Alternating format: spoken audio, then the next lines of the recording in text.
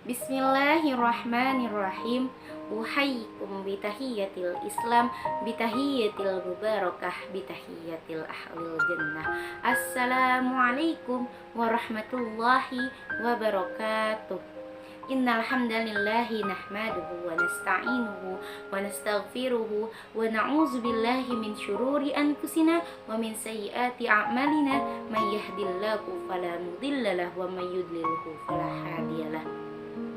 Qala Allah ta'ala fi ayatil Qur'anil Karim, a'udzu billahi minasy syaithanir rajim. Bismillahirrahmanirrahim. Wa idza sa'alaka 'ibadi anni fa inni qarib. Amma ba'du.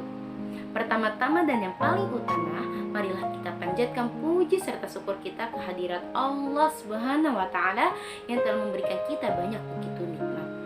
Mulai dari nikmat Islam, nikmat iman, nikmat sehat, serta nikmat panjang umur, sehingga kita dapat bertatap muka pada kesempatan kali ini.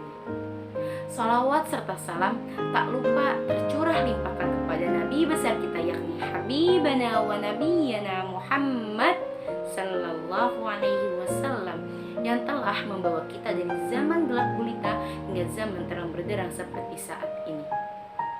Teman-teman yang dirahmati Allah, pada kesempatan kali ini saya akan membahas sedikit mengenai marah.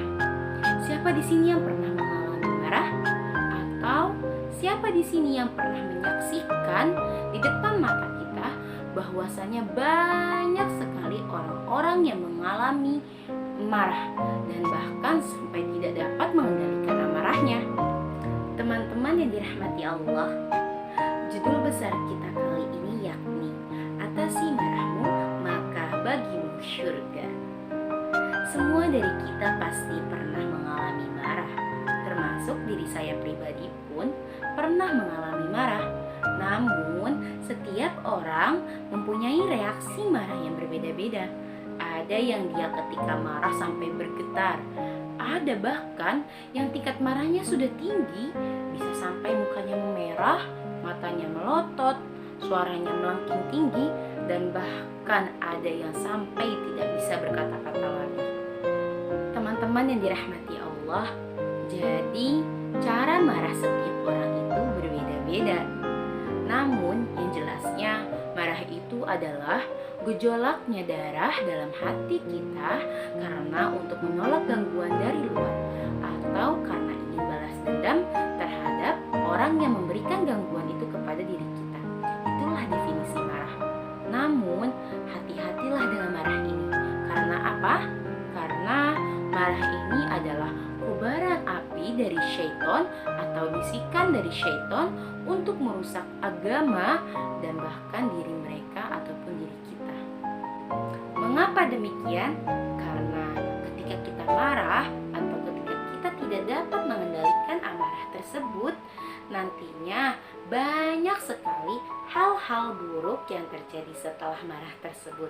Bukannya kita tidak boleh marah, pasti setiap manusia ini pernah mengalami marah, bukan? Yang perlu dicatat di sini adalah mengendalikan amarahnya, karena ditakutkan hal-hal buruk yang terjadi setelah itu. Misalnya, ketika kita marah, setelah itu banyak sekali kata-kata yang buruk atau kata-kata penuh cacian atau kata-kata penuh makian kepada orang lain, atau bahkan kata-kata yang dapat menyakiti hati orang lain. Bukankah itu hal yang tidak baik? Baik, teman-teman rahimakumullah, dari pernyataan tersebut dapat kita lihat firman Allah dalam surat Ali Imran ayat 133 sampai dengan 134. Qala Allah Ta'ala fi ayatil Qur'anil Karim, a'udzu billahi minasy syaithanir rajim. Bismillahirrahmanirrahim. Wasari'u ila maghfiratin min rabbikum wa jannatin 'arduha as-samawati wal ardh u'iddat lil muttaqin alladzina yunfiquna fis sarra'i wad dharra'i wal kadhimina الغيظ والعافين عن الناس والله يحب المحسنين. Shadaqallahul azim, sadaqallahul azim, sadaqallahul azim. Dari bacaan di atas dapat diartikan orang-orang yang bertakwa adalah orang-orang yang menafkahkan hartanya baik itu di waktu yang lapang maupun di waktu yang sempit. Orang-orang bertakwa pula adalah orang-orang yang dapat menahan amarahnya. Orang-orang bertakwa pula adalah orang-orang yang dapat memaafkan kesalahan orang lain. Dan Allah mencintai orang-orang yang berbuat kebaikan. Masya Allah.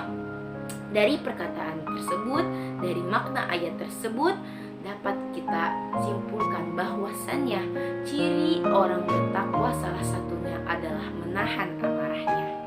Masya Allah. Semoga kita termasuk orang-orang yang dapat menahan amarah. Teman-teman yang dirahmati Allah, ternyata marah itu terbagi menjadi dua macam. Yang pertama adalah marah yang terpuji. Lalu yang kedua adalah marah yang tercela. Apa perbedaannya teman-teman? Mari kita jelaskan satu persatu. Yang pertama adalah marah yang terpuji. Marah yang terpuji ialah marah yang diperbolehkan oleh Allah Subhanahu wa taala. Karena apa? Karena marah yang terpuji ini adalah marah yang dipergunakan untuk membela hak-hak Allah, untuk menjaga agama kita, untuk menjaga kehormatan kita, untuk menjaga harta kita. Bahkan marah yang terpuji ini dapat dilakukan ketika kita untuk menolong orang-orang yang sedang dizolimi. Jadi pada intinya marah yang terpuji ini adalah marah yang diperbolehkan oleh Allah SWT karena tujuannya untuk membela hak-hak Allah. Lalu yang kedua adalah marah yang tercela. Apakah itu marah yang tercela? Marah yang tercela adalah marah yang dilarang oleh Allah SWT dan balasannya adalah api neraka. Jadi misalnya contohnya ketika kita melakukan kesalahan nih, lalu ada teman kita yang menasihati kita, namun kita meresponnya dengan kemarahan. Nah, disitulah marah tercela terjadi. Jadi marah yang tercela ini adalah marah yang tidak diperbolehkan oleh Allah SWT. Semoga kita terhindar dari segala perbuatan-perbuatan keji dan segala perbuatan-perbuatan yang dilarang oleh Allah Subhanahu wa taala. Mungkin cukup sekian dari saya, kurang lebihnya mohon dimaafkan. Ungdur maqala wala tangdur man qala.